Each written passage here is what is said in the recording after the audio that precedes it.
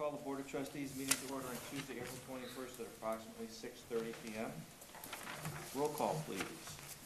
Eno, Here. Clove, Here. Solomon, Here. Duffy, Here. Baker, Here. Enquist, Here. and Zach. Here. Just a reminder, everybody please turn off any noise emitters you may have, or silence them, please. Approval of the agenda as published. So moved. Second. All in favor? Aye. Approval of the minutes as published. Special meeting. I make a motion to approve the minutes of March 30, 2015. I'll second it. Additions, corrections, deletions, comments? All in favor? Aye. Aye. Aye. Opposed? Can you wait 1 second, please? We're going too fast. Well, no, the computer just decided to shut down, I don't know why. All right. Okay, I got it back. Okay, thank you. Okay, so we're voting for approval of the minutes as published. All in favor? Aye. Opposed? You've got 2 sets. There were two. Then the April 10th? The April 10th minutes. Someone want to make a motion? I'll make that motion. Second. Changes, additions, deletions, et cetera? All in favor? Aye. Opposed? Carried. Comments and correspondence. Does anybody in the audience care to make a comment about a non-agenda item? We'll introduce a new staff member, Mr. Jason Polishek. For those of you that haven't had the pleasure of meeting him yet, he's the one handling marketing on behalf of the village of this town. He's done a bang-up job so far, and we hope he'll continue to do so. Welcome. Yep. Correspondence. Any correspondence from anybody? The statewide services is, That's closed. okay. I have a letter I received from the town of Liberty Grove I would like to read for you. And we'll discuss it, or I'll have a suggestion. This was hand-delivered to me Sunday at the store by Bud Combs. Addressed to myself, Village of Sister Bay, reference meeting regarding treatment plant. Dear David, the Liberty Grove Town Board has met and asked me to correspond to you their desire to have a dialogue regarding the issue of plant ownership. As you know, this issue has been in front of us for some time with no apparent agreement on the horizon. The board feels that prior to getting involved with the process of mediation, it would be good for both boards to meet, sit down, and have a general discussion about this issue. The preference on the part of the town is to just have the members of the two boards meet without administrators or consultants. There would be no advanced submission or exchange of any documentation, opinions, or previous correspondence, just discussion among board members to get a feeling of what we are all thinking. There would be no preconceived notions as to where this meeting might lead. We are sure that the village feels as we do that mediation can be a costly process. The wastewater agreement as signed in April of 2013 does call for the boards to attempt to solve disputes if the utility committee is unable to reach a settlement. We ask you to consider this meeting as neighbors getting together to share ideas. Thank you for your attention to this issue. We await your response. Walter Combs, Clerk Administrator, Town of Liberty Grove. I know we had this discussion at one of our previous board. And I guess what I would suggest we do, but I have a question for Pat and for Mr. Administrator. What I would suggest we do is, we had talked about this before, I was gonna try and get with John, have a one-on-one discussion. I'd like to put that in writing to a letter to him, that the board has met and that's what we would like to do. And send that in writing to him. Okay. For he and I to try and get together first to see what it is we're trying to flesh out. Mm-hmm.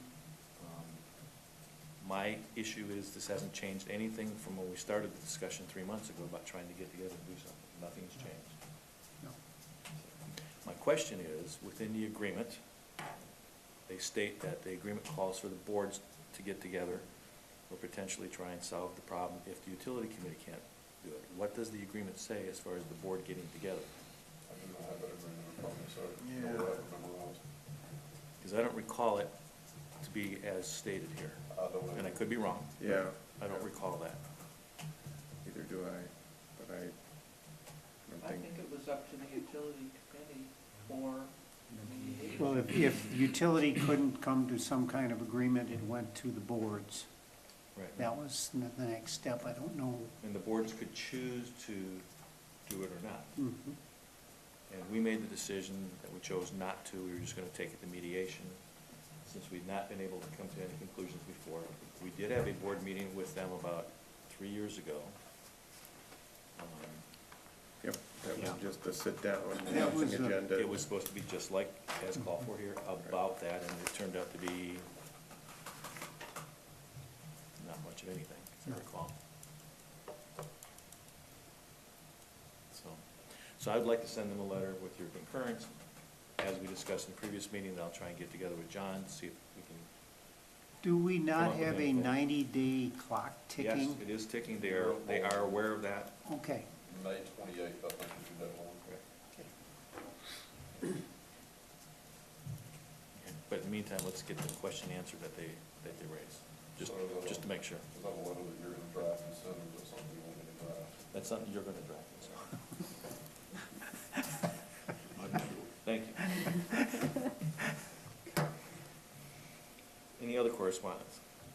No, sir. New village board business items. Do we need to move anything up or down? No, sir. Consider a motion to grant a B and C class alcohol license to Sarah Zajac. Zajac? Zajac. Really? Shane's in-laws. Nora's daughter. Daughter-in-law, yep. Daughter-in-law. Daughter-in-law. It just says you should verbally recuse yourself. Yeah. Oh, Harvard Pike Company. I was gonna ask that, I'm does out. anybody need to recruit themselves? That would be me. I will do the same thing. Do we have enough? Yeah, we got enough. This Okay. We still have a If quorum. she has any more Small relatives on the towns. board, then This is just beer and wine then? Yeah, Yeah. that's all. For just 2 months. That's all most people are eligible for. For here. just 2 If you're gonna months? get liquor. Yeah. I understand that, but it's 2 months and then it'll be renewed under the new Under the full year. full Yeah. year. Right. Yeah. Make a motion to approve the 2-month liquor license for Harbor Pike Company. Sarah Zajac, Class B and C. Class B and C liquor license. Second. Sarah Zajac. Any discussion? All in favor? Aye. Opposed? And Do we two get a free piece of pie now? abstain. Banana cream. Item number 2, consider a motion to authorize staff to execute a 3-year lease agreement with the U.S. Postal Service for property at 10693 Bay Shore Drive, which is the existing post office location. Actually, the time on that should be a 5-year lease agreement. A 5-year? It's Yeah, 5 we years asked now? about that, yeah. Let's And see, so are- is there a roughly 2% increase every year, or they're fixed?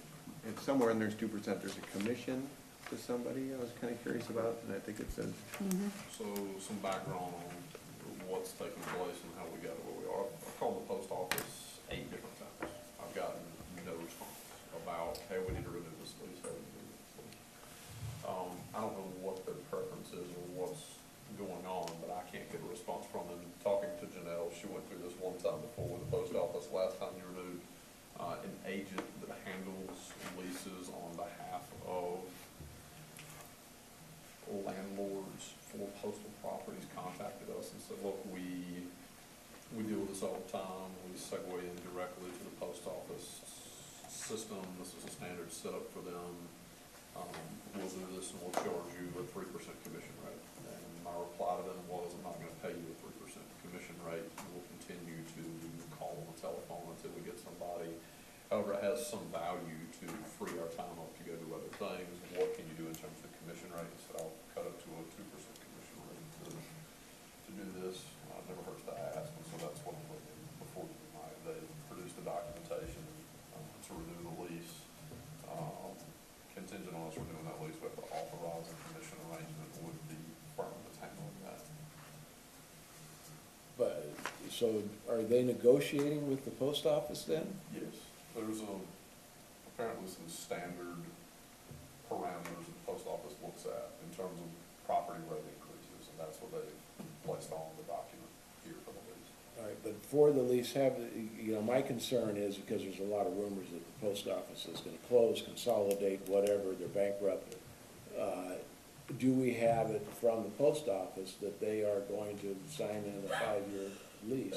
Keep it open In the that village long? of Sister Bay for the entire building, because the last time was some discussion about just PO boxes only and shutting down the size of the building. I'm gonna tell you that regardless of what you do with this lease, the post office has leased those facilities, and they could at any time say, we're just gonna have a post office service center here, and that's what they may very well do. They're not really required to give us any advance notice for that. It would just be a courtesy on their part if they did. But they'd still have to pay us for the whole lease for the building, Correct. whether they did something or not. That's what I'm concerned about. I want the money. And I'm I don't count this until we've got a return to sign lease in hand, given the history thus far with the post service. So this is the offer on the table. We're asking you all to execute it on our end tonight, to submit off to the post office for their approval and execution. It'll then come back to us as a signed lease. And to answer Pat's question, it says in here annually 2%. So we would have to assume that that's gonna go up every year. It's, Increase of 3. Well, actually, that, no, it's a flat rate of increase. It's not every year that it goes Well, up. it says this No, it represents says- a net increase of $381 annually, given a percentage increase of 2.35%. Got it, yeah. When I netted it out, that's what it comes out to. So there's a flat 2.35% net increase, not annually, meaning we're not going up 2.35% every year after this. For that 5-year period, it's up 2.35% compared to the prior period. You're doing it in 5-year blocks, not annual blocks. So their rent will stay the same, will be frozen for 5 years. Correct, And it was frozen for the last 5 years, correct. And we're going up, At 2%. at a lower rate. Well, it's up from the You were at 16.2, previous 5 years, and now you're going to 17.150. 2.35%. Right. but we're giving away 2% of that. So we're going No, up no, no. 0.3%? The 2.35 is the net amount, so when you plug that in, it changes the percentage basis. Let's say that it's a 4% increase overall. But you mean $381 more than Per the year. previous lease? A year. But it doesn't year for the increase village? each year. Correct, Okay, this is a little, yeah. okay. Mhm. I guess I should have. Okay, so now clarify for me, how much more are we getting per year than we were getting now? After you're done paying the commission, $381. And we're gonna get $381 more each year for the next 5 years. Yes. Correct. And who, just curious, who determined that? Are we, that's what we're asking for, is that what the broker suggested? That's what the broker suggested, given the parameters the post office has. What the post office, I think, would like to do, given the conversations that I was able to have with the post office way back when, I hate to go on record saying this, but the post office would like to shutter this location and move it down to Fish Creek Mhm. to handle all of their rural routes, at least in terms of the service center here. They may maintain the post office boxes here. They're under pressure to meet financial obligations, and having very small, very underutilized service centers does not facilitate them meeting those goals and obligations. We attempted to talk about movement of the post office inside of Sister Bay. They were unwilling to have that conversation. Okay. So as I understand the previous conversation about it being a PO box location, there'd still be window service, there'd still have PO boxes. What you would lose is the rural route carriers and the distribution thereof. That was step one, yes, sir. Right. Okay. But they don't know. If they went to that. Yeah, if they went that way. They don't know, and it seems to me it behooves us to sign a 5-year lease with them so we get the money. Because, there's so much uncertainty, at the post office, and this, in my mind, tends to keep them a little bit more in line staying in Sister Bay, since they have a lease here that they're paying for regardless. So now it's, you got a calculator on your computer now? We got one in the Yeah. Zoomer. Got one in there. It's 17,152 divided by 6. What is it? We got it. 17,152 divided by 6. 858.66. Okay, so it's about 30% above a market rate rent in your downtown, to put that in perspective. Good. No wonder they're bankrupt. Don't tell them. They're not gonna know now, right? They're not, if they are watching the tape, so be it.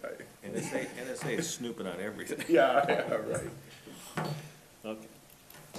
Well, it's prime property, beachfront. It is, it's in the park. It is right across the street, you've got a facility at half that size renting for $1,000 a month for 6 months out of the year. That's where I wrote that number, actually in a better location.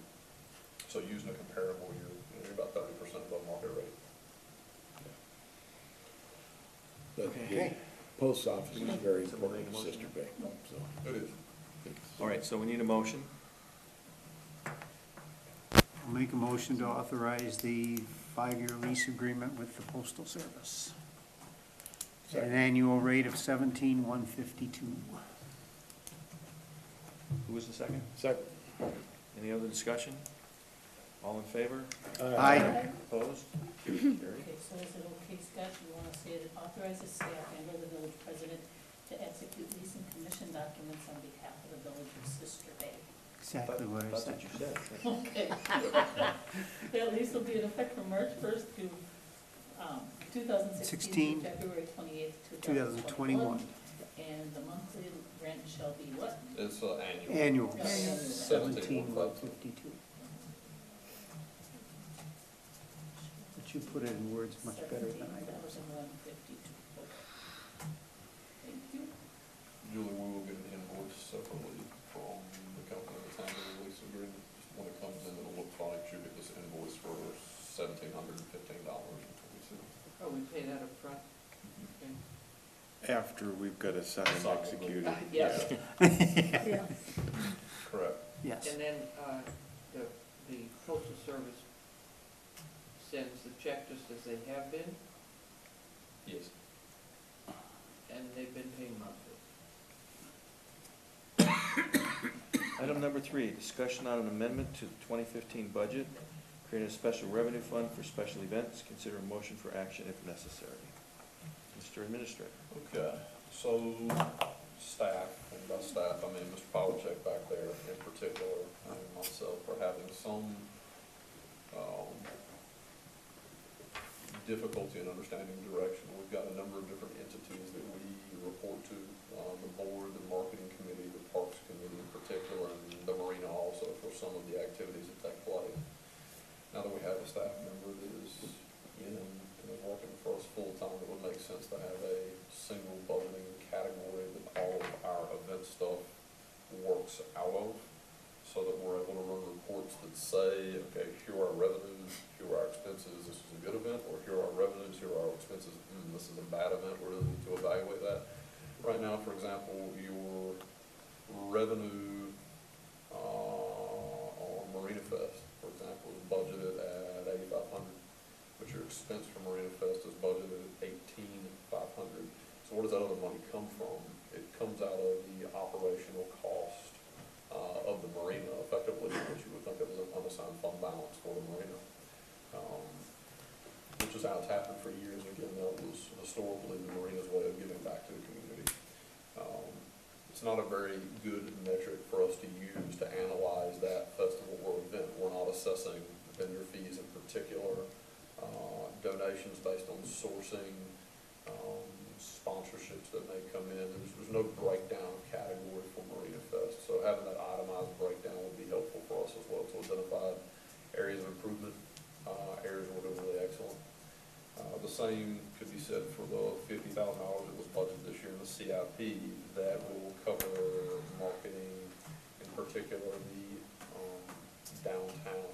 So far the marketing committee has dedicated $17,500 of that covers Mr. Polachek's wages, another $15,000 of that pull off Sunsplash, which we developed a separate contract for, and approximately $6,500 of it to procure a projection screen and associated equipment with that to run movies in the park. Jason, how many of those do you get set up? How many what? Total run of movies in the park right now? 23 if we do matinees. Okay. Actually, we added 3 more today for the SBA. Okay. We count those now. How can you do a matinee? Maybe I'll show. You have to rent the DVD or to get the license for the DVD. And we get it for a 72-hour period. So in conversations with Jason, it was, okay, well, how do we maximize our exposure of this? If we prime time it on Saturday night and say that's our movie is a park night, well, now what do we do with it for 72 hours? Well, let's do a Sunday matinee. That's fine, but doing a Sunday afternoon matinee with the sun shining on the screen, you're gonna have a hard time seeing that screen. Yes, sir, inside Village Hall, if that's what you were. That's what I was asking, how you could do a matinee, so. Okay. That's it? Yeah, that's pretty much it. Julie, wrote up this board report, largely seeking some input from you all. The other one that stands out is, I've heard two different thought processes from different board members depending on what's going on. Some of this will be to clarify what's taking place there. Historically, what we've done with events such as the rummage sale and the car show is we brought revenue in. As long as revenue was coming in, the staff was free to expend that dollar amount back out or to tie into other festival and event monies that were budgeted to produce that event. We had no spare revenue line item to buffer a festival or event. So the different items that I'm hearing now are bring it in, and what comes in, you're free to spend back out. The other thought process is bring it in, replace what we budgeted, and then spend anything over that amount back out. One would result in a much larger net spend than the other. So we want to make sure we're doing what you all intended us to do. Which brings me to my question. Okay? What is the oversight of this fund? Well, it comes back to the board, unless you guys want to spend it somewhere else. Well, I guess I would like to see it go through the committee process, Okay? which is where the oversight is now with all the various things that are going on. Yes, sir. And ultimately, if it needs to, it comes up to the board. I don't think the board needs to be involved in every expenditure that's going on in a particular fund. But for instance, if it's something to have to do with parks, then parks should do it. Something with the marina should do it, et cetera. Similar to what we currently have in place, that we don't alter the committee setup or the committee oversight of the events as such. I think we still do that. And, I mean, I like having 3 or 4 or 5 heads on a committee looking at something that's going on. So, You know, for some things come from parks, and they go to finance, and they come to the board. You know, whatever, I like that oversight flushes out a lot of things and raises ideas or objections or whatever before it gets up to the board level, so things can be altered, changed, adjusted. So what would be helpful for us is if you looked at Julie tonight and said, yep, Julie, we want to go through with producing the special revenue funds. By the way, we did call our auditor to say, here's what's going on, how should we handle it? Julie, what were his comments back on? Oh, Mike thought that it's not a bad idea. A little unusual, but he was fine with it. And he and I have talked about how we can use our account numbers, how we can expand on our basic account numbers in order to track the various events, so that we'll have, if you take Marina Fest, we have to put a special number somewhere in the account number, and then all of the revenues and expenditures that belong to that event would have that same tracking number on them, so that we can print a report. The one thing that I'm not clear about is how the marketing director's salary should be allocated within this. Are we going to keep track of hours spent on each event? I mean, I don't know how you want to handle that. It was set up as a flat transfer from each revenue source. That's how it needs to remain. If you get into tracking hours of it, you're going to end up with different allocation amounts, which wouldn't necessarily be a bad thing if we did that over here to the side and not actually apply it. Then when we sit down at budget time this coming year, we can say, okay, here's where the time was actually spent. He spent 600 hours doing marina marketing, right? And only 150 hours on Sunsplash. Maybe we need to rethink what's going on. Or it could be, he says, okay, well guys, year number 2 is coming up. If we don't make any substantial changes from year number 1, it's really only going to take me 300 hours this next year to accomplish the same thing that I did. Right now, he's inventing a lot of things we've never done before, so it's consuming a lot of time. Well, on one hand, it might be good to have that detail to know, okay, this is what it cost for that event. What was the net effect of the event? Is it worth that expenditure? Or, hey, this other one, we only put in 100 hours and we got a better return on that. If we put another 100 hours into that, maybe if for some reason the timing, the type of event, whatever, put more.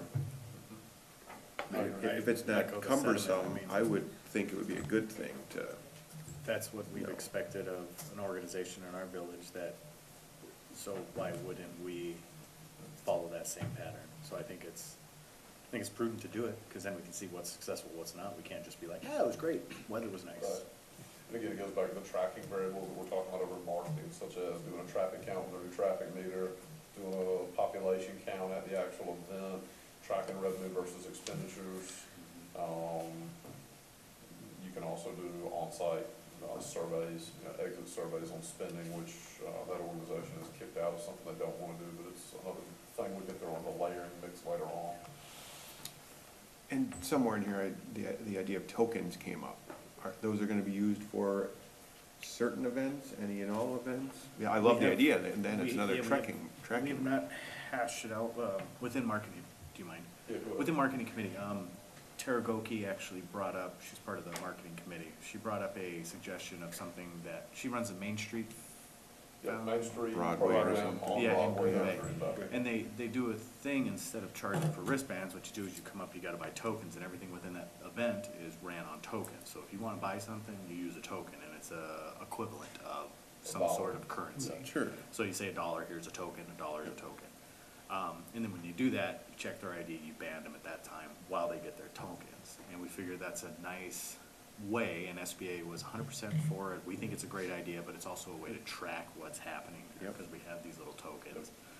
And she brought up a lot of great things where, instead of sitting there counting them, you can just weigh them, because they all weigh the same amount, just weigh them. Postal scale. Yeah, you get them back, so, The motion at the marketing meeting, what came out of that was that Mr. Polachek is going to attempt to sell a sponsorship right now, and this is, again, Tara is a wealth of information on this stuff. she's great, yeah. Yeah, right now, she sits at an annual sponsorship on a 3-year agreement, with First. A bank down there, I can't remember. First Merit, thank Yeah, you. there you go. First Merit Bank. They get a discount of $5,000 to sign up on a 3-year agreement. So each year, they're spending $25,000 just to have their name on the token, their logo on the token, their colors are themed on the token. They also provide 25 volunteers at each event, which receive T-shirts that are also themed in those colors. The tents are themed in First Merit's colors. Do a great job of tying in First Merit to the events themselves. So that's what Mr. Polachek is working on right now. Marketing decided that we, as a village, would make available for free to SBAA copies of those tokens for them to use, which will also have the sponsorship on it that we will receive the revenue from. Jason, you got them back there? Pass those around. That sponsorship money we retain in the village as an offset to the revenues that we currently send out to SBAA. We produce them on 2 different colored papers, one that SBA would use, one that the village would use for their respective events. And if there were redemptions that occurred after the event period, fairly easily, you can just swap them based on the counterparties.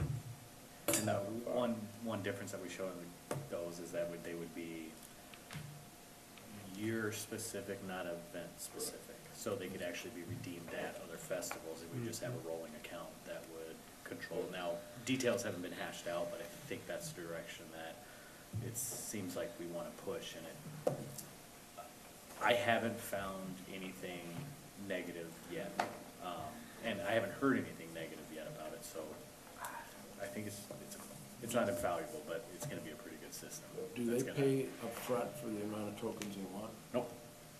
You talk about SBA. It's not- or the you're talking about- customers? No, No, no. the Well, for them, yeah, you walk up, you want a sheet of 10, give them $10. All right, so I bought $10 of these, Yep. okay?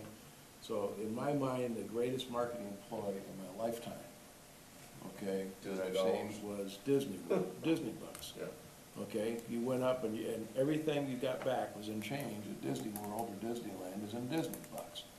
You know, invariably, Scotty goes home with Disney bucks in his pocket, and they never get spent. You know, so if you have an expiration on this, you got these bucks, I spent 10 of them, and I got 2 of them left over.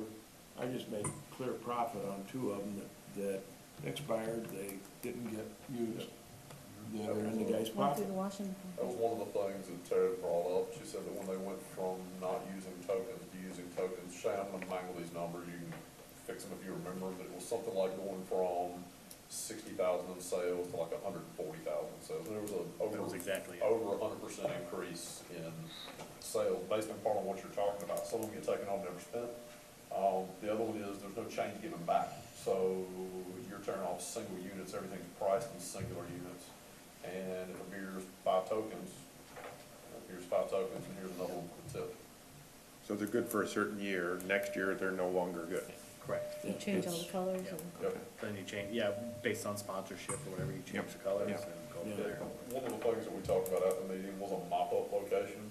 So if you had Husby's, for example, wanted to be the mop-up location, essentially what they do is hang up a big sign that says, you know, redeem your tokens here up until December 31. They might have a big New Year's Eve party or something to that effect. It may be a gas station that has a product line that's redeemable. If they wanted to be that headline sponsorship, we do it and we work something out so it's convertible on a one-to-one basis for the mop-up location in return for sponsoring, you know, the tokens.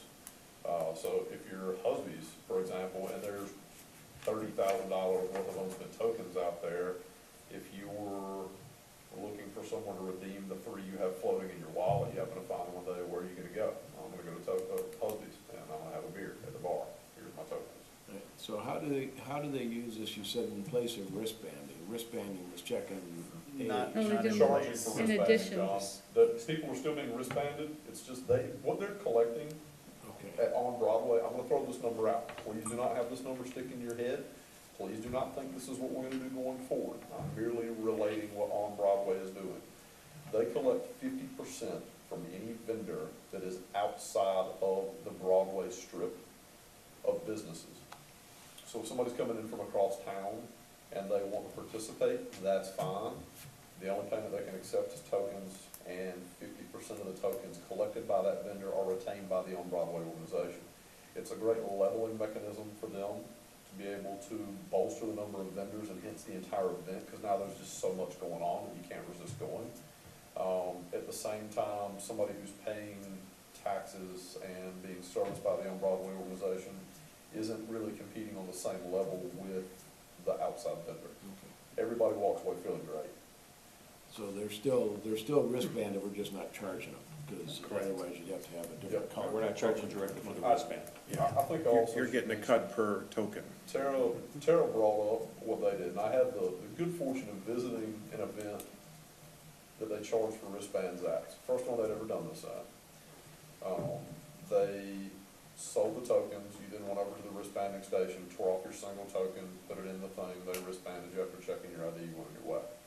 She said that she got more negative response in their online media from charging that single token than they ever have gotten for anything in On Broadway's history. So she said they just handled it to the percentage basis. They're making more off the percentage than they are Yep. off the No, I single agree. token for the wristbands. They're gonna cut everything. Right. Yeah, no, that's beautiful. So getting back to the Special this revenue. fund, the special revenue fund, as I understand this, and maybe I'm wrong, okay, this is money that was already allocated from various departments. And instead of going to, you know, putting it in these different segments in the budget every time, we're trying to create one pool that everything can be tracked from, okay? So when I look at this and I say the 15,000 for Marina, that was what we discussed a couple of board meetings back of the thing. It didn't discuss the Marina Fest, and I look at the budget on Marina Fest and it's 18.5. But I wanna make sure I'm not giving up additional monies out of the Marina budget, because you mentioned in your thing, it's budgeted 18.5, and it's really not 18.5 because we collect, you know, donations and stuff like that, and so it's. The hit on the 8,500. marina is 8,500. The hit on the No. marina is still gonna be 8,500? The hit on the marina is 18.5. The Okay. revenue you're taking in is 8,500. That's why I want to make sure the committee oversight remains in place on these funds. we're Because there's 4 or expending 5 different. 18.5, we're getting back 8,500, so then the hit on the marina is 10. 10. Correct. Okay, so the hit on the but marina you're is putting not 18.5 here 18.5. in the budget, so you're Right. hitting the marina for the full amount. All right, guys, your revenue still should come in here to offset this. You guys are transferring. But I'm not getting it back to the marina. Then we just do another transfer back to the marine. Well, and I think that we should do that, and this should hopefully generate funds that for next year, you don't have to do it. Yeah. You know, So all one- these events 1 year. should make money. Or as much. Yeah. Yeah, you leave the money in that pot, Mhm. you dispense back if there's an overage or whatever else to those groups, but then next year, you may not need this again from the various departments, it's sitting there from profits of this year. Yeah, but I wanna know for this year, if you're docking me for another $8,500. We really could drop a line in there that's, net transfer. The net transfer could be 10,000, and the revenues just come in, if that's how we wanted to handle it for Marina Fest specifically. So the net spend would be the same, which is 18.5. Either way, you gotta get to 18.5. I understand that, but if we get the revenue coming in to offset that, so the net, you know, expenditure on our budget is 10 versus the 18.5, I don't wanna suddenly be $8,500 Correct. short. If last year it cost us 10,000, we want it this year to cost 18.5, it should still cost 10. Yeah, I don't wanna You be, collect that 10, Spending the 10 another goes to the marina, not 10,000. an extra 10 to the, yeah, exactly, you're Market just getting fund. another I think that's 10,000 to the market. Dave's point on this, is that some of these things remain with the oversight of the general committee. And it'd be helpful for us if you looked at it and said, okay, rummage sale, we want that one to go to marketing. Car show, that one goes to marketing, or goes to parks. Wherever you guys envision these things going for oversight, here's your primary report. If appropriate, here's the secondary report, all this needs to go to. And then it all needs to collapse back to finance and budget time. We just need to know where to take things. Okay, so what I'm concerned about, and I'll raise the issue again, is the committee oversight on this whole thing. What I'm concerned about is the marketing committee, don't take this in a negative way, it's not meant in a negative way, is taking on a life of its own, which is great. But a lot of things that marketing is doing is involved with what other committees have had their fingers with in the past. Those committees are not being consulted or being made a part of. Not asking for, I'm not saying necessarily it should be part of the decision-making process, but for instance, you know, if there's gonna be a festival that marketing comes up with and approves it should also go past parks. Here's what we're gonna do, here's what we want facility-wise, here's this, here's that. Okay, fine. Because again, a few more heads and a few more thoughts may be helpful, but it also helps to disseminate the information on a broader base within the board. It sounds like what we need is a set of bylaws for our festivals and events. So that once Juliana has a budget set up for this, or funds set up for this, we come back, we sit down, and we say, okay, Marina Fest, we wanted to go to Marina first, and then Marina Fest Committee second, and then on to parks. Just, we need a flow chart of where these things report to. Because absent that, we're completely shooting in the dark based on feeling. Right. It's not a good place for any of us to be. Right, I know, and up till now, other than Marina Fest, up till now, any festivals or events went through parks. And that's why SBA came back and reports back to the park, Right. which is fine. So I just wanna make sure that whether it ends up being parks, marina, whatever it is, that the appropriate committees, that it's run past for input and oversight, that's all. Okay. So could we do what I just mentioned, once Julie goes back, she produces a special revenue fund, we take that back here to the board, you guys all look at it and say, we want this one to go to these 3 places, and this one to go to this one place only, and this next one to go to. Right, what I would suggest we do is go ahead and pass this Okay. with the addendum, subject to appropriate committee oversight, and staff come back with, here's where we think the oversight is. Good idea. And Okay. that way you can keep Maybe- moving ahead. Maybe we can do with the administrative committee, and just get it flushed out that way. I would In a like it. sense, you lost me a while back. You're talking now about oversight and running these ideas past various committees. But earlier, when you were talking about the marina and the discrepancy between the revenue that the marina budgets for this and the cost, were you saying that in Your the transfer case of number, the marina, that the revenue should be transferred back to the marina? I think your net transfer just needs to show us 25,000 into this fund. If, in that, what you're getting is 15,000, Mr. Polchek's wages, and I'm only talking about two items right now. The 10,000 is the difference between revenues and expenditures. So there's no net change, the marina fund. Okay, well, you told me, There's no additional money coming out. you told me to put 18.5. I know, and that's Yeah, why I'm yeah. questioning, because I Yeah. don't wanna be given another Yeah. $8,500. John's right, because otherwise your revenue's coming back into marina, and then you're transferring all of it over. Yeah, So we the cleaned it up. initial transfer should be 10, not 18.5. It should be, 15 plus 10. yes.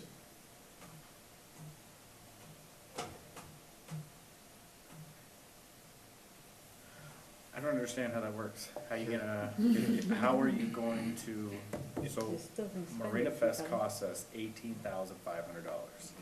So we need $18,500 to put this marina on before we get any money back. We're only putting 10 in the operating budget, or transferring over 10. So there's an $8,500 gap that we're gonna need to start this festival. Right? Unless the Ready? bills come Yeah, after. do we have a yeah. theme song for this now? Yeah, we're kind of, Come up here. All right, so what will it look like with this?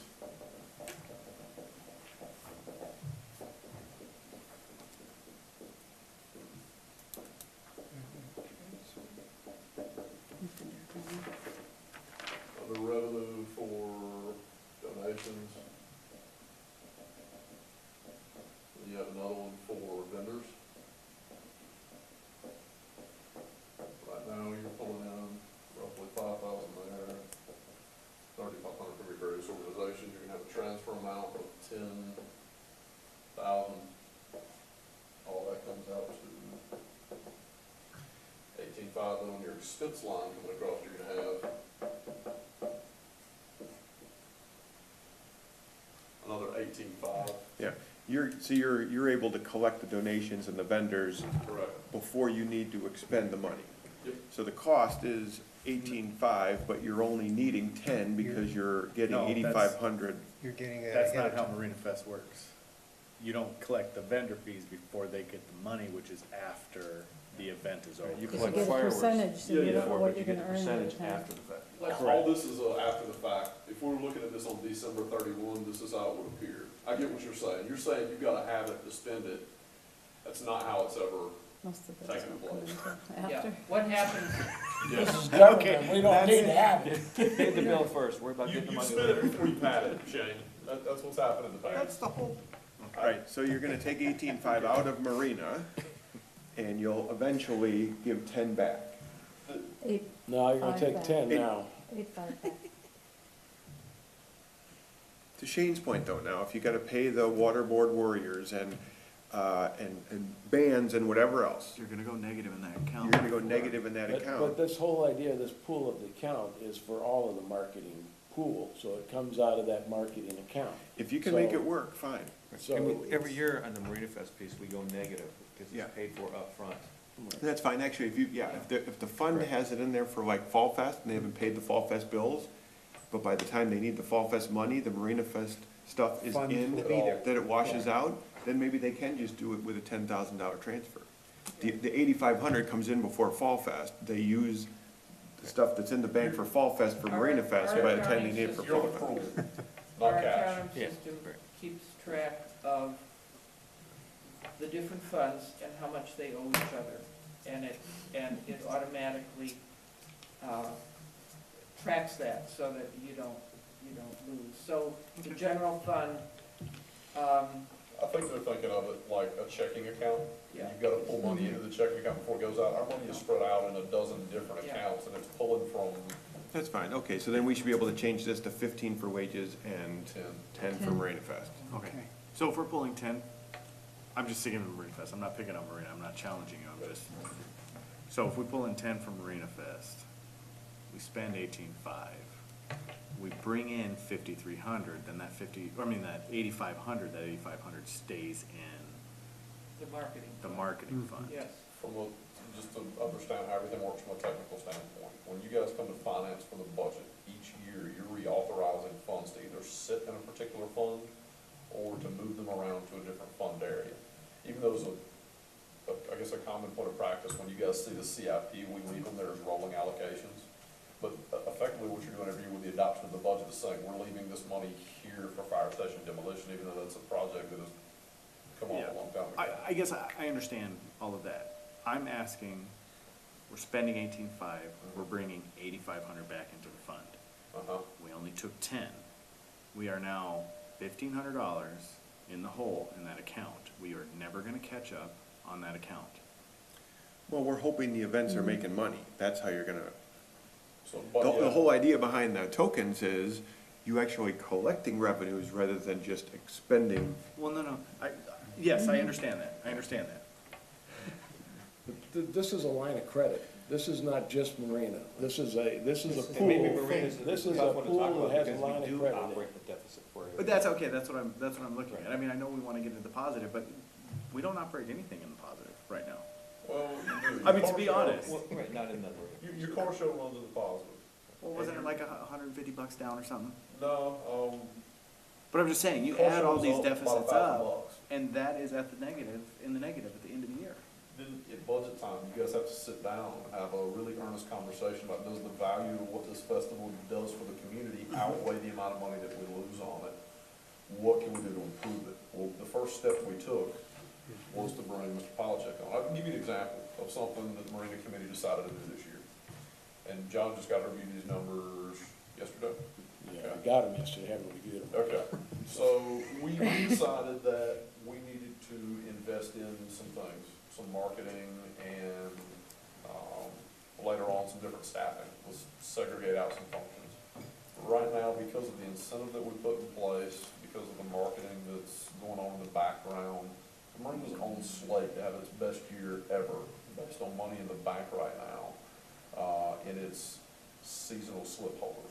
You're at $332,000 collected with another $6,500 owed. Your all-time high is $339. Right, so that bodes really well for our cash flow this year. The same thing can be said for these different festivals and events. In that, okay, we recognize that we want to do these things because we realize they have a huge economic potential. We also recognize that on year number one, they may or may not be in the black.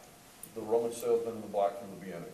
It's a very low-key thing, and the amount of fees that we collect have directly been offset by the amount of spending. It is a cash up front thing before it gets spent out. It's always been done that way.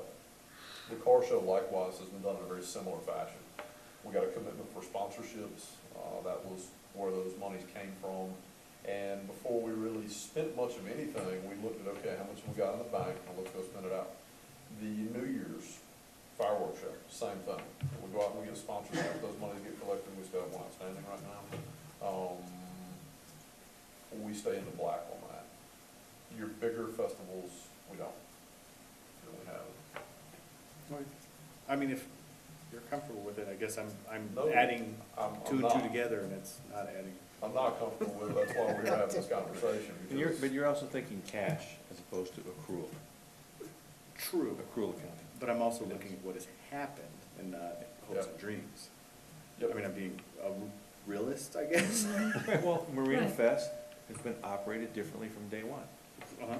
than all the rest that we've done or tried to put together. Yes, And so somewhere along the line, we gotta make that transition, agreed. and hopefully this is the start of that transition. And this year Marina Fest is gonna be Heritage and be 2 days, or, you know, is additional, so it should generate hopefully more And as we go so through would it, you we look envision into the it next year. token concept at Marina Fest? Yes. And maybe you Yes. say to the fire department, there isn't a percentage that the village gets. I'm just thinking out loud, you let them keep the money, but other vendors that are added, there's something coming back that you didn't have before, that hopefully it, Well, there's always been a 10% return from everybody that, and I guess it'd be no difference if if someone collects 10 tickets, they give us one. I mean, that's the way it'd be, but yeah, I understand. Okay, I'm okay with it. If everybody's happy, I'm okay, I'm just, There's probably like I some said. more heartburn over this as we move along with it, largely because it's gonna be, okay, how come this didn't do better, or, why don't we change this allocation? For example, Marina Fest, it was started at the marina. So what happens when Jason doesn't bang up jobs selling sponsorships? Well, where does that extra revenue go? We pour it back into Marina Fest? Do we create another waterfront event? That'll be a question we have to answer at a later date. I'd love to see, we had an expenditure at 18.5, but man, we net a revenue of, 28.5. What do we do with that extra 10,000? I don't know where it goes right now. I know it'll sit there in that line item until finance has a look at it, reallocates it. Marina has an opportunity to talk about it. Marina's gonna wanna grab it and put it at the marina. The board may have a different opinion about where it goes and where it should go. We'll cross that bridge when we Yeah. get to it. Well, That would be a On the flip side. good problem to have. Yeah. What happens, we have it right Exactly. now, and we're doing things based on tokens, We right? had And last we've been year. expecting, $8,000 to come in from sales that never materialize. I would envision that taking place, probably, we asked Tara about it. This is something I've been beating on the war drum about since I got here. Why aren't we doing event insurance for weather up here in Sister Bay? It costs $500 to get a policy. SBA has declined it, we don't do it at ours. It's something that now that we move into the token model, we're gonna have to take a look at. And now I'm ranting from done. Okay, so we need a motion from somebody. Well, last thing to clarify, you asked about, do we have to, and I'm the proponent of this. So we have a $50,000 budget in marketing. When we start bringing money back in, can we start spending that money, or should we recoup the $50,000 before we start spending? My humble opinion is we recoup that $50,000 before we start spending, but, because if not, you're digging yourself a hole, because if you bring in 25, you spend 25, now it's a $75,000 deficit that we have to recover. So. Agreed. There's, Yeah. I mean, that's, so, Where'd the money go? Well, we spent Yeah. it on this, this, and this. exactly, well, we brought it in, but we spent it. So, Well, government's good at that. well, then, there's one hang up with that one, and that's with Sunsplash.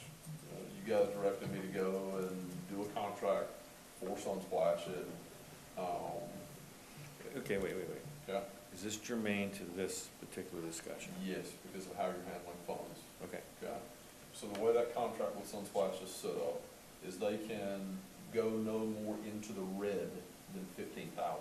However, for that festival to be a success, they're likely going to need to spend 100% of the revenues that come in up to a certain point. Right now, 15,000 essentially secures the ticketing agency, the entertainment, the organizer who's putting it all together and doing it in a very modest amount of advertising. So to cover some of the other facilities, such as fencing materials, promotional materials for the day of, such as a schedule of bands, food and beverage that may be brought in for vending that would be sold out for a profit, any of those other items are likely to push that dollar amount up above 15,000 and change the terms of the contract. Again, that's why I've said I've heard two different things. I want to set that contract up on that basis that, okay, whatever we bring in, we can spend back out. And then that dialogue changed, either that or I didn't understand it when you guys told it to me. I don't know which one it was. I guess I don't understand how that makes us money then. Yeah, if you spend 15, you collect 15, you spend another 15, you spend 30. How do you get the Then you get- 30 back now? How is Yeah, that a 15 successful of them. event? Well, We've done it that way in the past. by the metric of what you've done, yeah, that's You get it. exactly how you've operated things in the past. But that's the way we wanna get away from it. Okay, so I agree with what he's saying. I mean, pay back your 50,000, up front, reassess it in a year, see what, what this plan has done and everything, and how much revenue we actually generated, and budget accordingly. Outside of Sunsplash, we can handle it all on that basis. That one event is done through a contractor. It's handled on a different fashion than anything else. They don't get a cut of anything until 15,000 is brought back in on a cash basis. They may make no money on it if they handle management of the event poorly. That's not their profit motive to do that. But that's money's handled within, I guess what I'm more concerned about, okay, that's money's handled within Sunsplash. So they're gonna come in, they're gonna handle that money back and forth. We're not gonna see it into our account. We're gonna see all of it. The way I set that contract up for accounting purposes That's was good. that every dollar coming Okay. in comes into us. We're the ones that get publicly audited. What I did not want to happen was a third party be responsible for the funds and then go, oh, by the way, we made whatever. No. Right, here's all these receipts. Yeah, no, May give or it may not all have to been us. germane Any to revenue that. comes Right, in right. to us and then it goes back out. So do we make it as an exception, make it in our bylaws that they have to pay back the 50,000 with the exception, and a line item exception for Sunsplash Festival is exempt this year you know, from that Well, bylaw. I think we'll wait and see what happens. Let's back up to this past budget year and the budget process that we went through. We agreed to put $50,000 into a marketing fund, a marketing committee, to begin to market Sister Bay, to do some different things with the assets that were coming online, the beach, the pavilion, waterfront stuff, et cetera. Right. And we were gonna review that on an annual basis. So this is the first year, we're trying to put some things in place, Right. okay? When budget time comes around, it'll be after some of this stuff has occurred, we can relook at what we need to do. Maybe you still want to, for the next 2 or 3 years, put $50,000 a year from CIP fund into it, okay, to keep it going. Or you may say it's been very successful, we can back it off to 35 this year, and next year 15, okay? But the idea, intent behind it was, let's start with the 50 and see where we can take it, and relook at it every year. I wouldn't right now start putting a bunch of conditions on it when nothing's happened yet. But how can we ever get to a point where we're backing that down, that $50,000, if we're not controlling the way that the revenues received are spent? I didn't say don't do that. Okay. I'm just saying, we haven't done anything yet. If this is April, none of these events have occurred yet.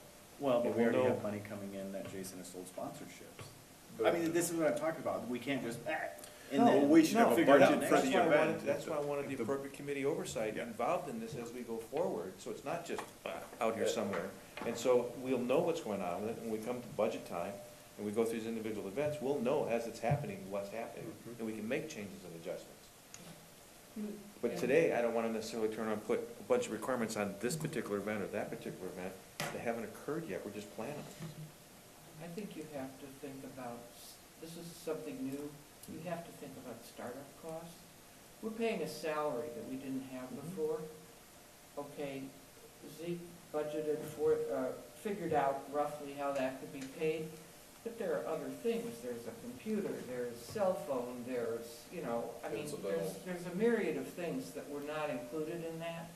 And if you are not willing to use some or all of that 50,000 to get this going, I don't think it's possible. It's not that I don't want to use some or all of that $50,000, it's that we are gonna have revenues coming in, and to continue to spend those revenues is only gonna put us over that $50,000.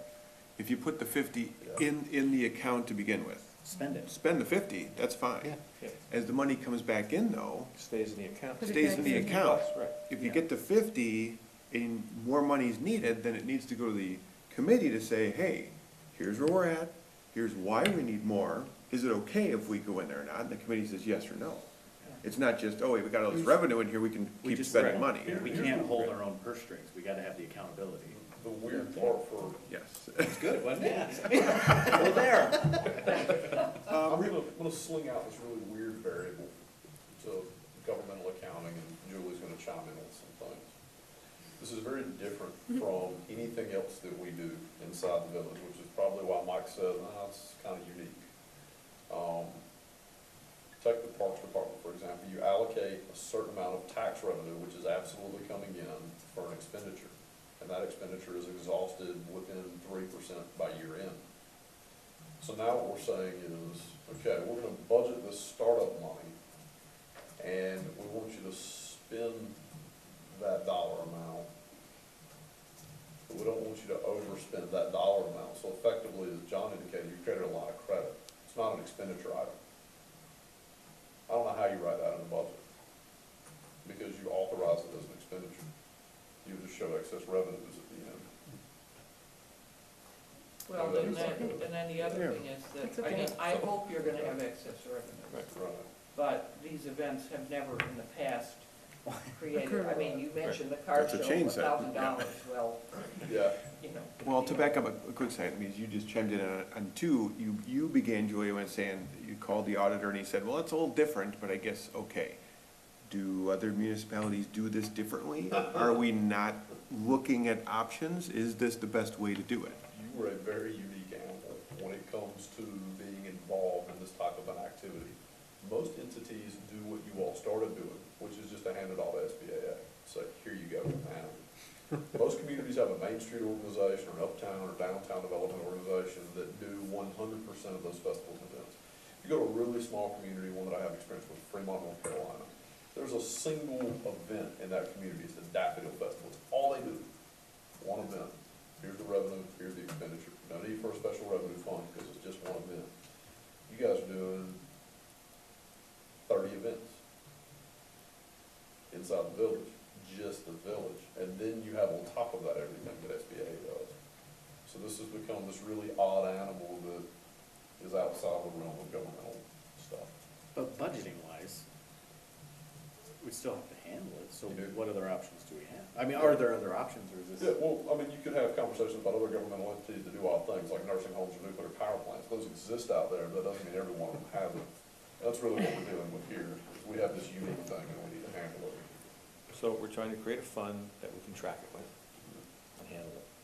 And I think we have a I handle on understand it. it. I think you run it through the committee oversight process, as I said, and Yep. we'll know where we are as we're going on a month-to-month basis. So once whatever line item is spent, then there has to be approval to spend over that. With the revenues that are coming in. Well, they'd be coming to another event that's being planned, and they have to go through the committee oversight anyway, saying we're gonna, hey, we wanna do, marina closure, But event.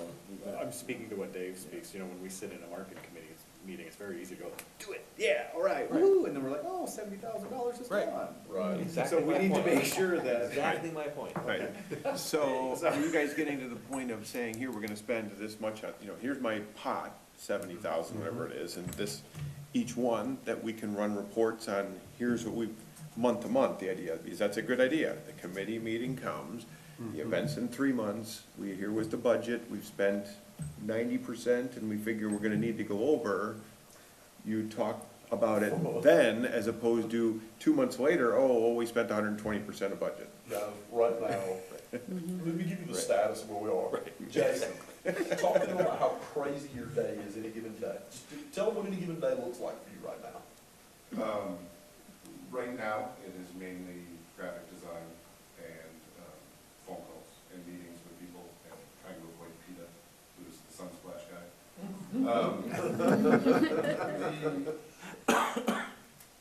A couple points, based on what was said.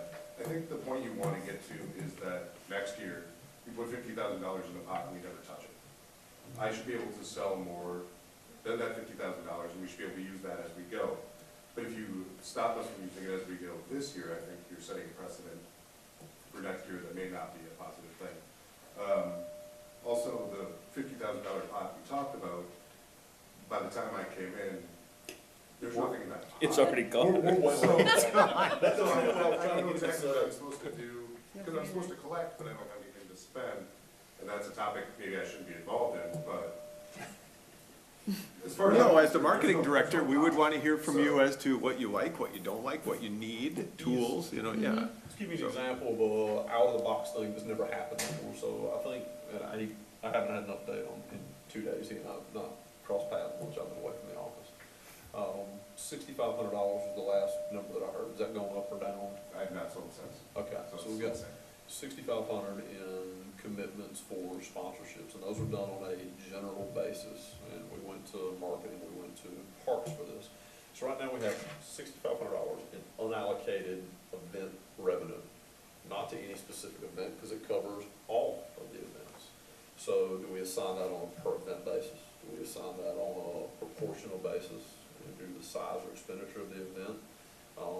Do we run it into a general revenue account and pull from it later on? Those are all questions that you're gonna have to answer at some point later Or if on. there is, if this pot that's almost empty has $6,500 in it, when I bring that $6,500 in, do I spend, I'm spending the pot money instead of what I've brought in, but at the same time, I could just spend this and never touch this. So I guess that's where the confusion lies between, it's not my decision to make, but if I make enough money to never touch the pot, isn't that preferable to Yes. draining the pot and deciding whether I can spend this? Okay. Yes. Yeah, and I'll back up a minute. I don't know what your background is. If this is what you do, and you can say, look, this is what we've done in these other communities, and it's worked this way, and you've got the history, have at it. I mean, sales I have history in. but Okay. Not for a village. All right, well, that's fine. It doesn't have to be municipal in nature. It could be, Promotions. exactly, a promotion of some kind. They said, here, my budget was X, they gave me this pool, I worked with donations, whatever else, and in the end, we were, it worked out. We weren't off, that's fine.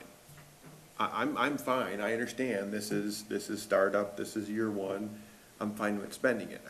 I'd rather not get to the end of the year and say, well, that 50 really was 75, and we don't have a good handle on why.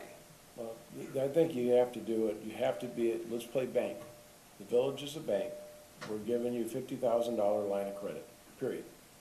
Okay? You can draw on that line of credit of that $50,000, but, that's a line of credit, you have to pay it back, okay? So when you get to the 50,000, you can't just say, well, I'm gonna spend another 10, because you don't have it, it's a line of credit, there's cap. But I think we're also Well- saying this year. Right, we're not You can expecting the spend the- 50,000 we're not back. expecting the 50 I back. know, I'm not, So if but you it's get the still there. 6,500 in, you may have to expend that 6,500. Sure. Yeah, Yeah. but he But you're can't, not going to exceed the. but he's not drawing down the Correct. 50, he's not He's drawing not down going more beyond of his it. line Right, of credit. right, right. So, He's replenishing the line. he's replenishing it, But so I again, don't have to. I'm so confused. But again, you keep talking about this $50,000 pot, I just came out fairly recently to no $50,000 pot. I mean, this is not.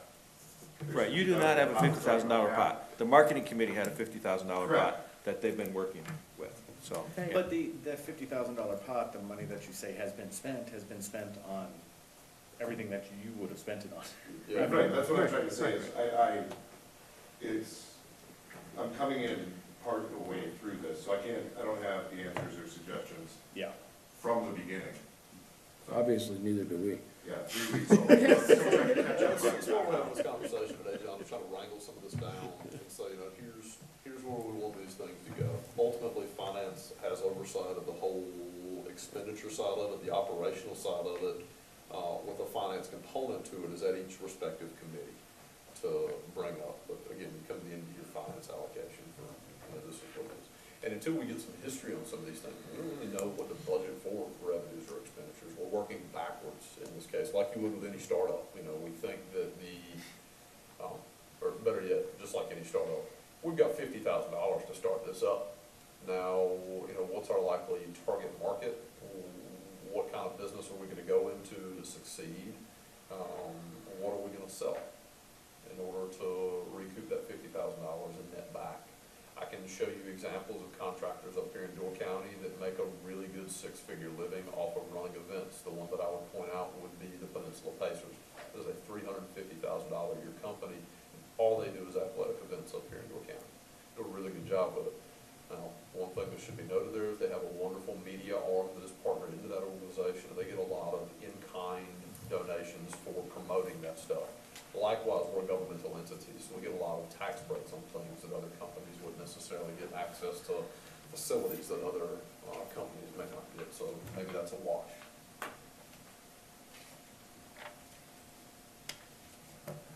So we all clear? We're all clear as mud. Would somebody like to make a motion? I would make a motion that we approve the recommendation for the marketing committee to establish a special revenue fund for the village festival and events with the amendment of the $18,500 for Marina Fest to be reduced to $10,000 to the pool. And appropriate committee oversight. And appropriate committee oversight on the events. A second. Okay. Before I ask for any other discussion, I know Rob had wanted I to say just have something. a question in general Yeah. that comes to my mind from all this, that seems to be at the heart of the dissenting views, which is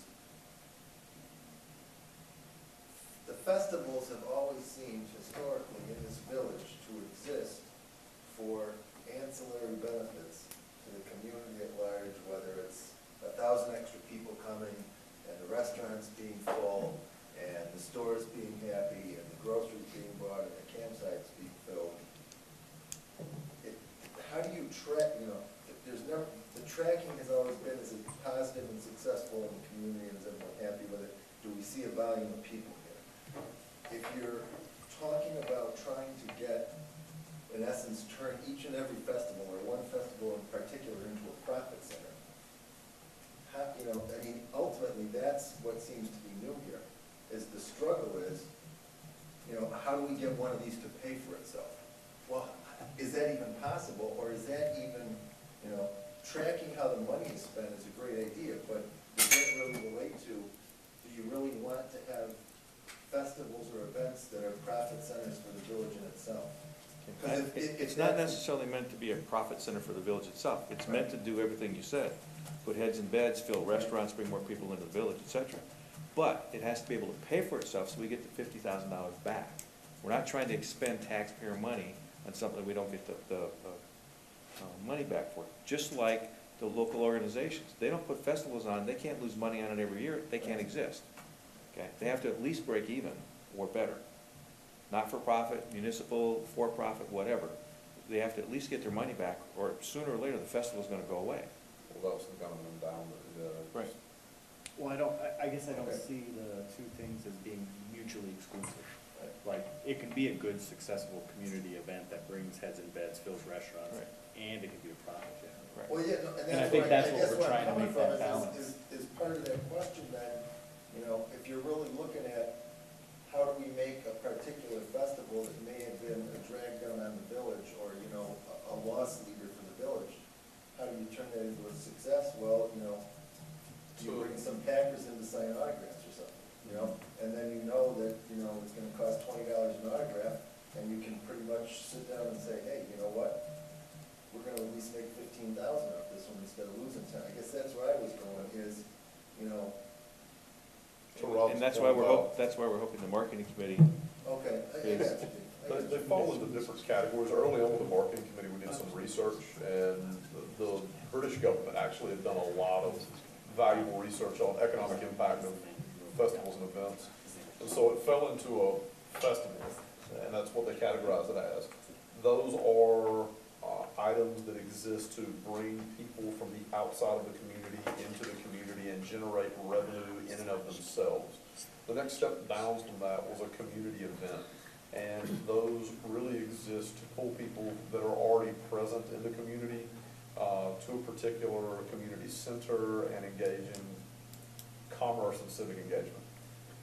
Those may or may not break even.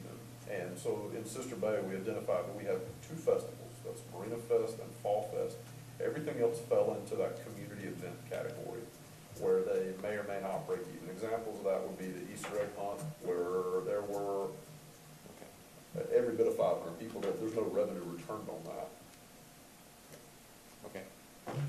Anything else before we go to the vote? All in favor of the motion? Aye. Opposed? Thank you. Can I read that back to you? Sure. The village board accepts the recommendation of the marketing committee and authorizes the establishment of a special events special revenue fund within the 2015 Village of Sister Bay budget on the condition that each of the affected committees shall have oversight of any expenditures made and profits realized. The $18,500, which was mentioned in suggested allocations for Marina Fest, shall be changed to $10,000. Is that right? Okay. I'm gonna skip down to a couple of items. There are no appointments tonight, other than what was taken care of last month for the moment. Next month, in May, is when we do the annual appointments or reappointments. If anybody wants to change any committees that you're on, or look for other committees, please let me know before the next board meeting. Report on county activities from County Supervisor Dave Lino. Big items to report, we said the county board was today. The county board has approved funding the first $2 million of a human resource senior center going forward. And it's put together as a public-private fund, if you will. The anticipation is a building will probably cost somewhere between $3.5 or $4 million.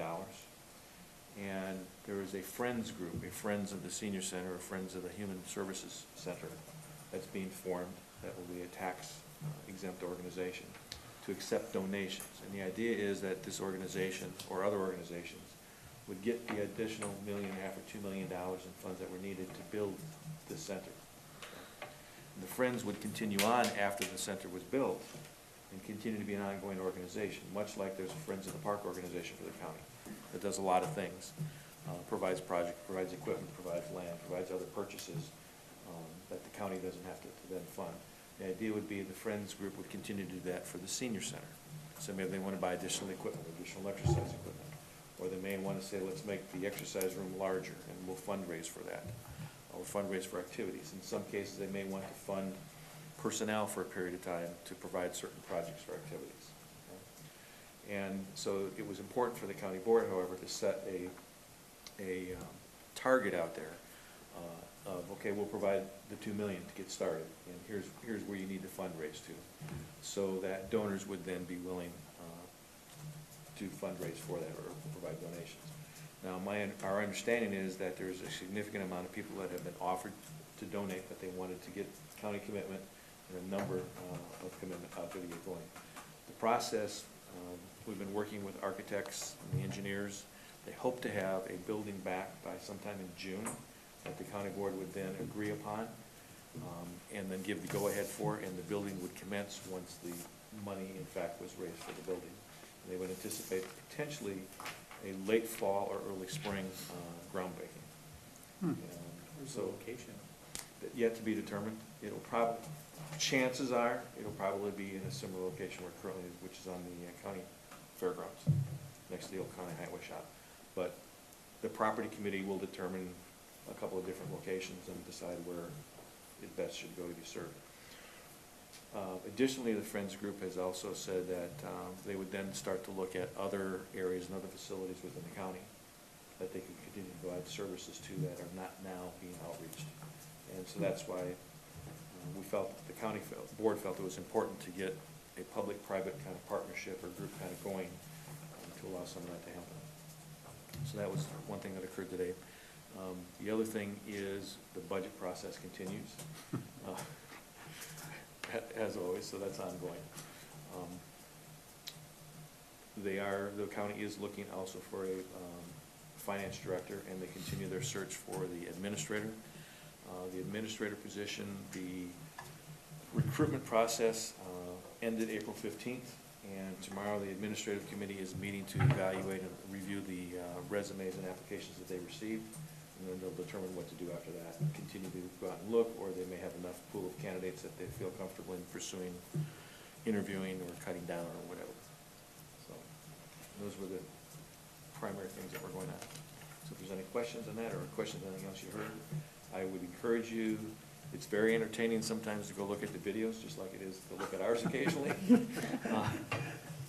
But it's also good to go online, just as we do. Everything is online, to look at their minutes, or at least look at the agenda. Sometimes it's very informative just to look at the agenda of things that were covered. So I highly encourage everybody to do that. Report from village administrator on various activities and actions. So, I guess my first question to the president, should I have any conversation with the board to update them on the recent issues about the beach? Or even just save that until a later date when everything's resolved? How about if I do that? Go right ahead.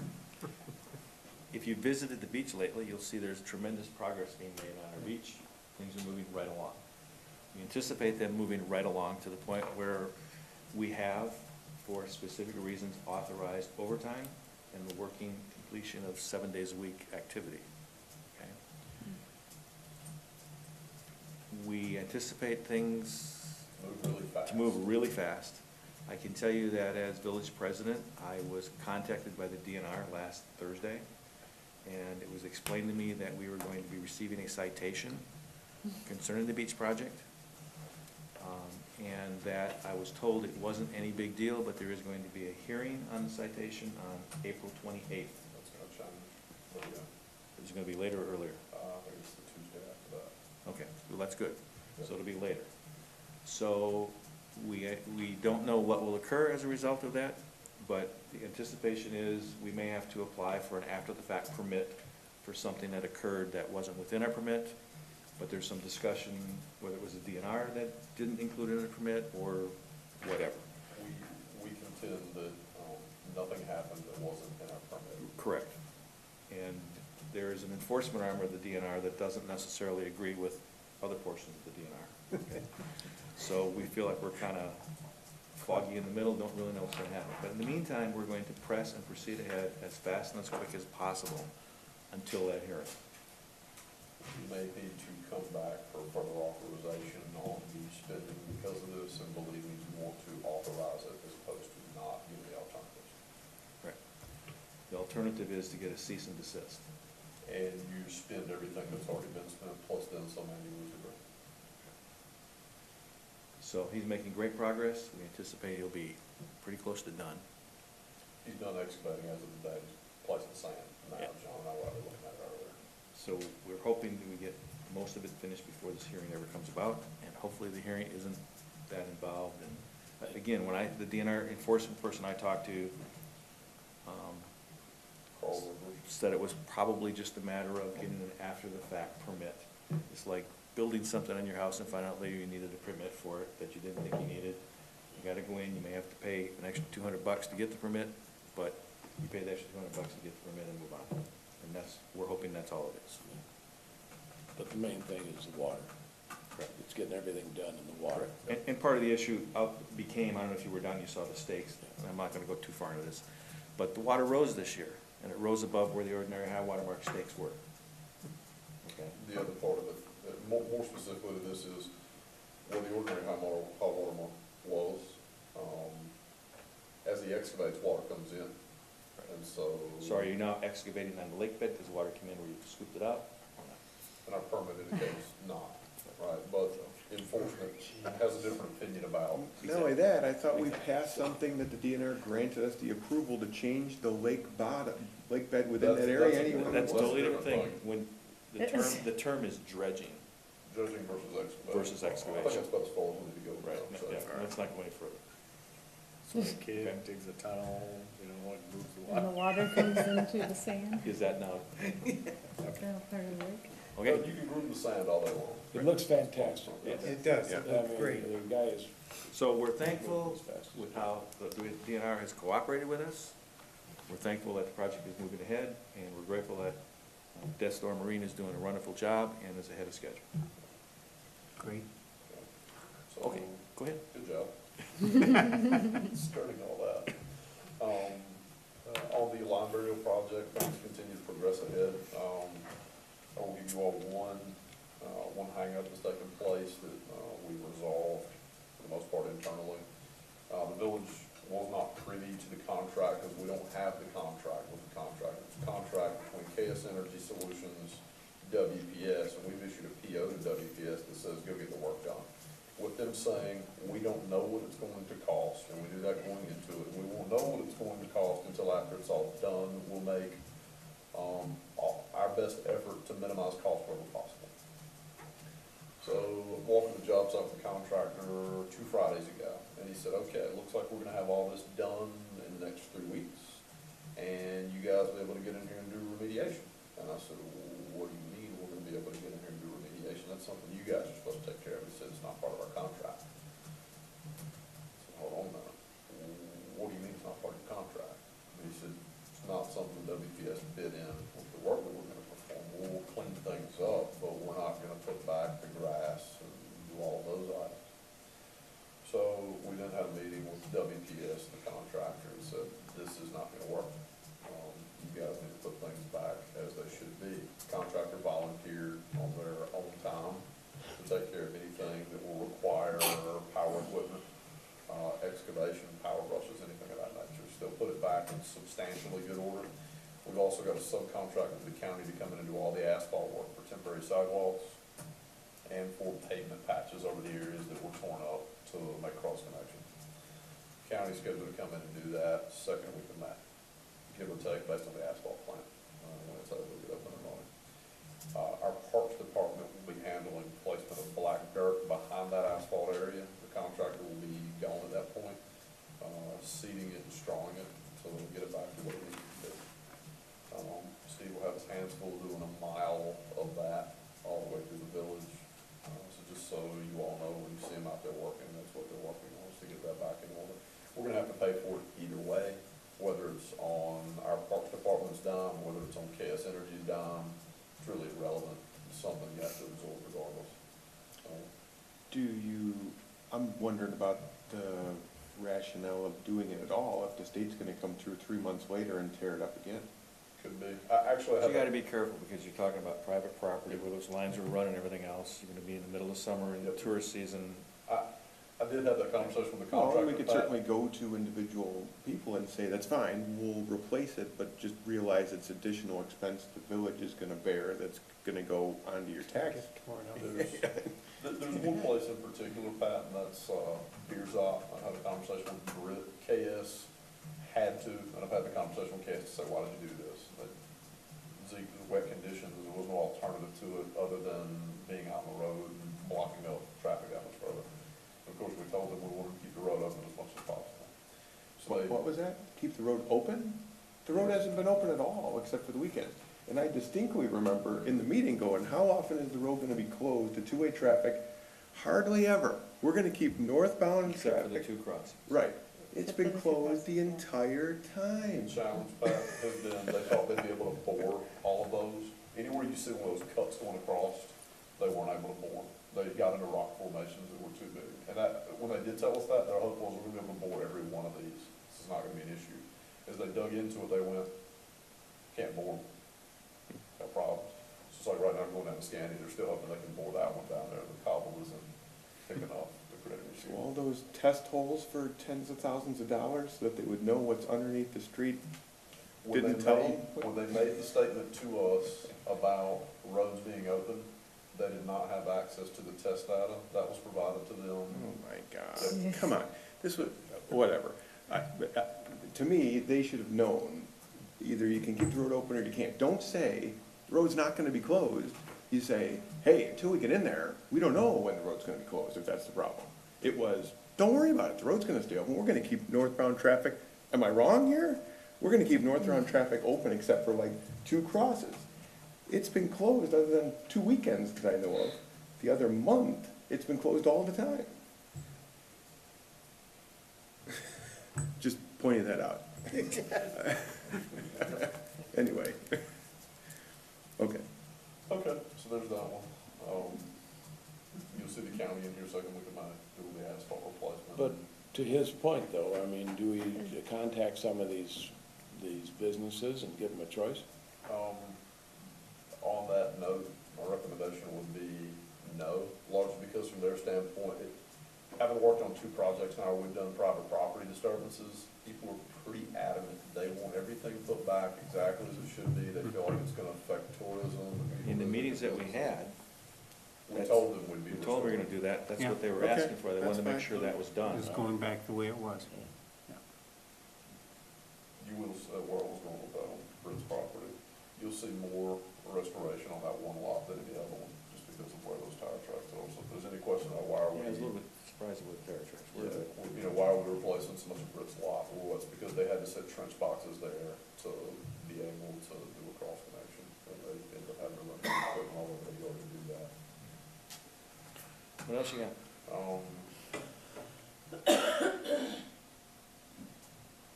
Sled mill's kind of long, actually.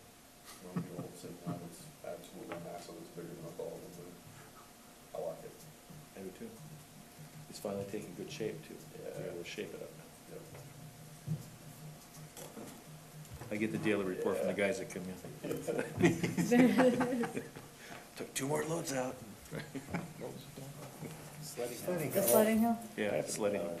Drive up there and look at it, that thing has changed shape a Should I lot. put it in It's four-wheel drive? kid's hill, is that what you're saying? It's gonna be a good time, Scott. It's gonna be ski jump. Okay, consider a motion to, where was it? No, not yet. Review the financial statements, consideration of a motion to approve the monthly bills. Okay, I modified the total at the bottom because I had forgotten to take out the interfund transfers, the mostly utility money paid to the village to reimburse the village for the payroll expenses that the village had paid. So your new number is $718,633.74.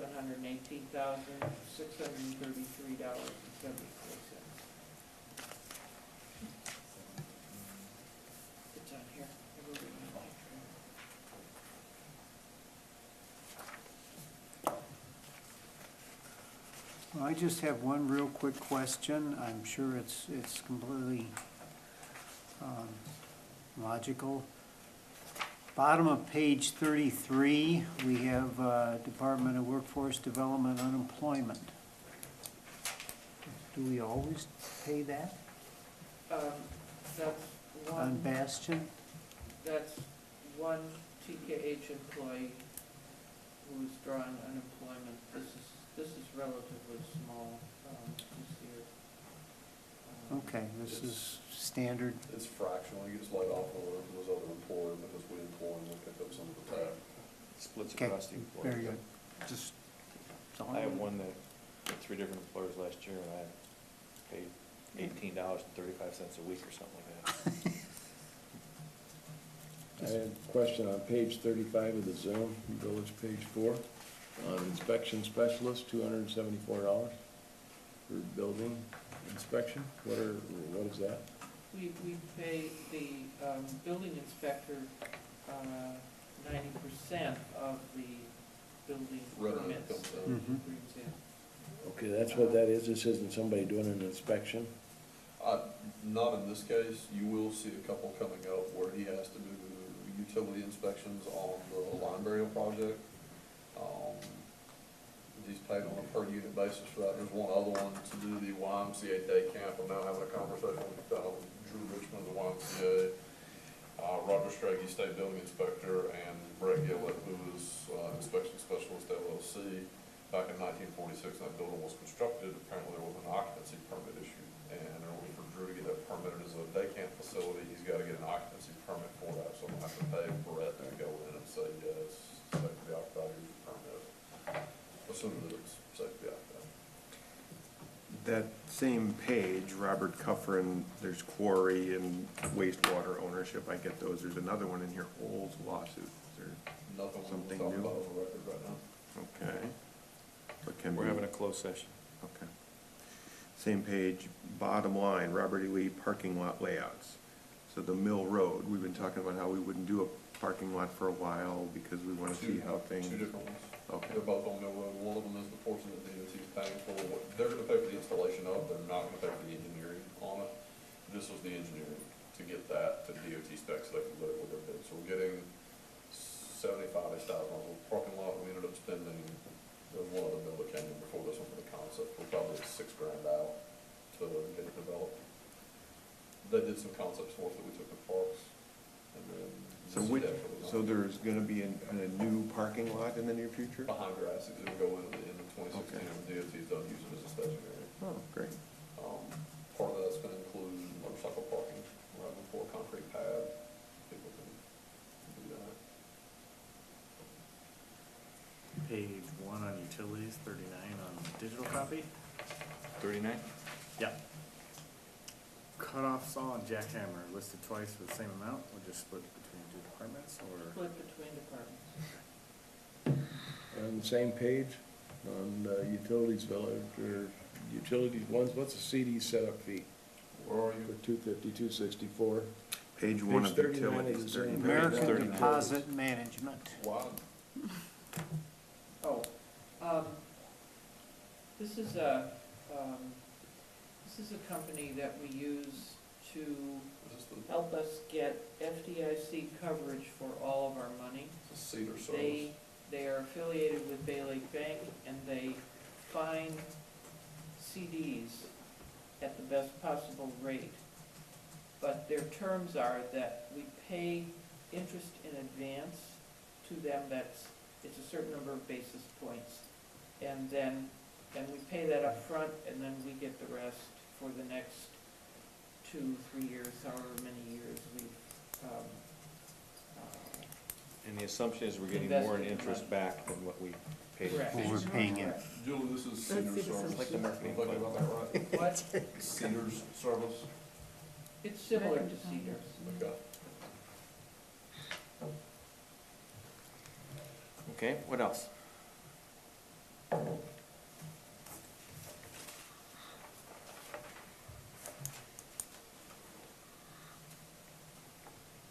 Make a motion to approve the village bills for $718,633.74. I'll second it. Any other discussion? All in favor? Aye. Approved. And this, was this part of the minutes, or is this part of what you want to provide? That's part of the minutes. SBAA. Okay.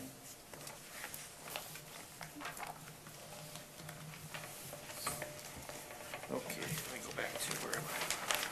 The what, talk about that? Mhm. SBA financials. It's in your minutes. In your minutes. It's in Okay, so I think we're all done except for going into the closed session. So I want to take care of everything so you can wrap up and, Okay, or, but I might as well just go out and wait till you're done, because I got to button up the back of that and Okay. everything, so I'll just turn this off. we don't anticipate it being that long. It's gonna be 5 minutes. So we normally do committee reports after that. If you want to do them, they're fine, but. Okay, thank you. Okay.